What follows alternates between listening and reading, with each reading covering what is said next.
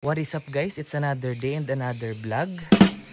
For today's video pala ay i-installan natin ng mga carbon parts itong Click 125 na version 3 para dagdag detalye at syempre dagdag puntos na rin dahil isasali natin ito sa motor show. So ilang carbon parts lang ang i-install natin sa kanya. Yan pa lang yung dumating sa atin. Itong pa lang guys, itong M cover, itong head cover niya, itong side fin, at saka itong sa kanyang, hindi ko alam kung anong tawag dito, basta itong part na to guys. Yun lang yung papalitan natin ng carbon parts. Bali ito pala yun guys. Ayan, pakita ko muna sa inyo.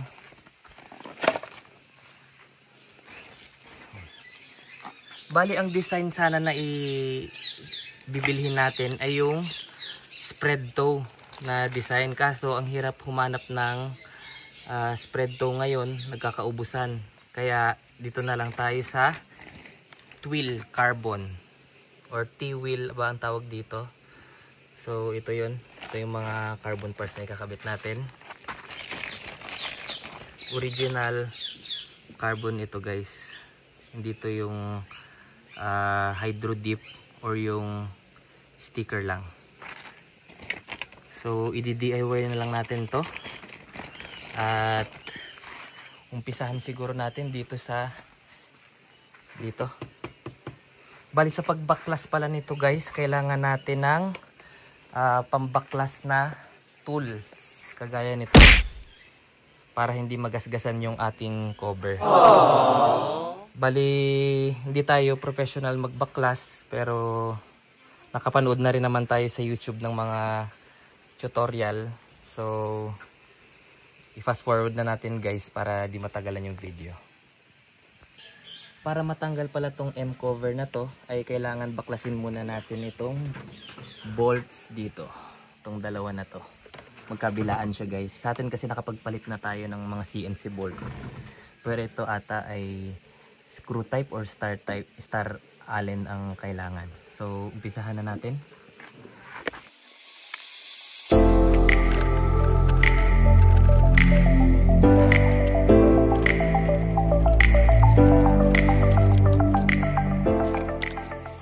So, after sa likod ay dito na, baklasan na. At huwag niyong kalimutan pala na gumamit ng ganitong pambaklas para iwas gasgas sa inyong cover. So umpisa natin dito sa mga singit-singit dito para madali natin siyang maiangat.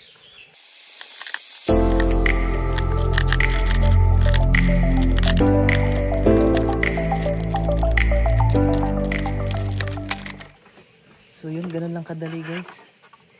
Baklas na agad siya. Siyempre ililipat natin itong mga lock na to dun sa ating carbon parts. So kunin ko lang. Ito pala yung cover na ipapalit natin. At syempre, totoong carbon na to. At mas pogi tingnan. Umpisahan na natin. Bali ganun din sa pagkabit guys. Kung paano natin siya tinanggal, ganun din yung position niya para hindi na tayo mahirapan. So let's go.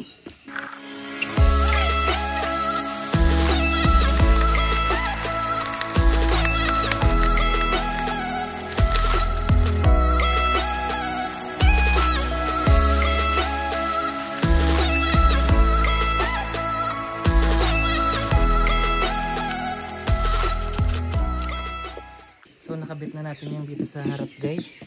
Bali ang isusunod natin ay itong part na ito. Bago natin itong mabaklas, syempre baklasin muna natin itong parang sa visor nya. Wala nang bolt na tatanggalin dito para matanggal ito. Sisikwatin na lang natin ito dito. So dito natin siya sisikwat and then dire-diretso na siya.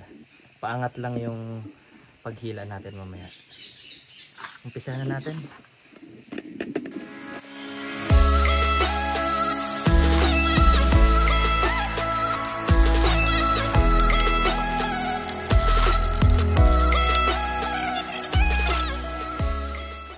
Bali, baklas na natin yung dito.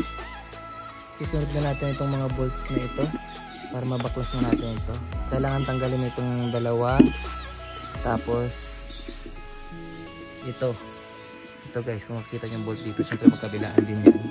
Then itong nasa parang sa neck nya, tanggalin na natin.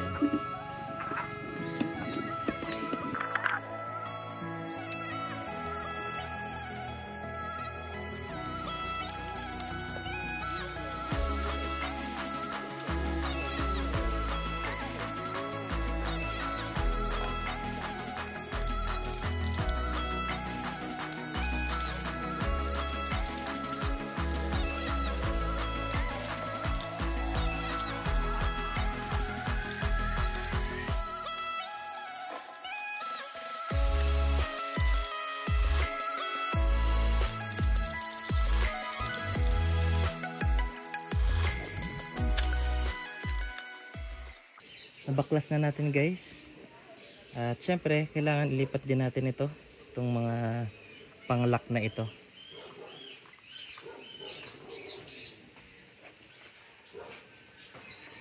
At ito yung ipapalit natin.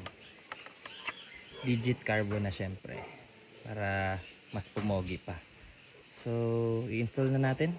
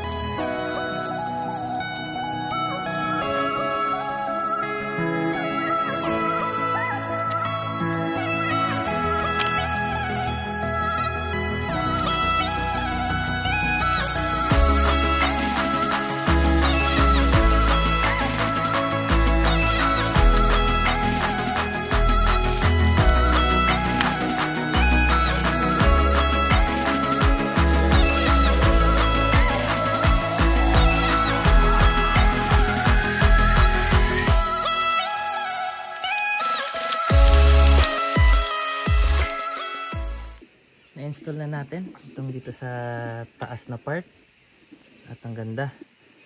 Ang isusunod natin guys ay itong sa kanyang side fin, o ito, di ko alam kung anong tawag dito, basta ito yung susunod natin. At ito yung ikakabit natin guys, ito. So gawa na lang natin ng paraan para hindi na natin fully tanggalin lahat ng cover dito sa harap. Bali, babaklasin na lang natin ito, luluwagan na lang natin yung dito banda, or ano, tingnan natin kung ano yung pwede natin gawin para hindi na natin mabaklas ito, kasi alam ko kailangan baklasin to dito eh, pero subukan muna natin. A few minutes later. So naikabit na guys yung carbon dito sa side fin at saka yung dito sa likod na part. Bali, in-install na rin natin, nilipat na rin natin yung emblem na HRC. Nilagyan lang natin ng double-sided para goods na siya. So, sa pagkabit pala ng carbon dito sa gilid, pinakabit na lang kasi natin to kasi may ginawa tayo. So, sa mekaniko na lang natin siya pinabanat. Ang sabi ng mekaniko, kailangan daw pala tanggalin itong buong ito, buong head. Bali sabay silang mababaklas. So kung gusto nyo mag DIY guys, ay mag search na lang kayo sa YouTube, kasi hindi rin talaga ako expert na mag baklas ng cover ng click. So yun lang. At sa mga gusto rin palang mag order nito, sa Shopee lang natin to na order guys, hindi naman to sponsored.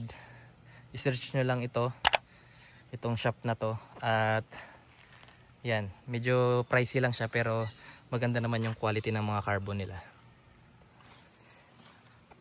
Ang susunod pala natin na i-upgrade dito sa ating Click 125 na version 3 ay itong kanyang airbox at saka crankcase. So ipapalit natin dyan is CNC na, para all CNC na siya guys. Maganda na tingnan, medyo may kamahanan lang.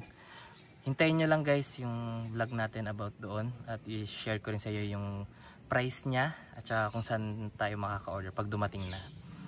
So that's all for today's video guys. Salamat sa mga nanood. Pero syempre bago tayo magtapos, bibigyan ko muna kayo ng kapirasong montage.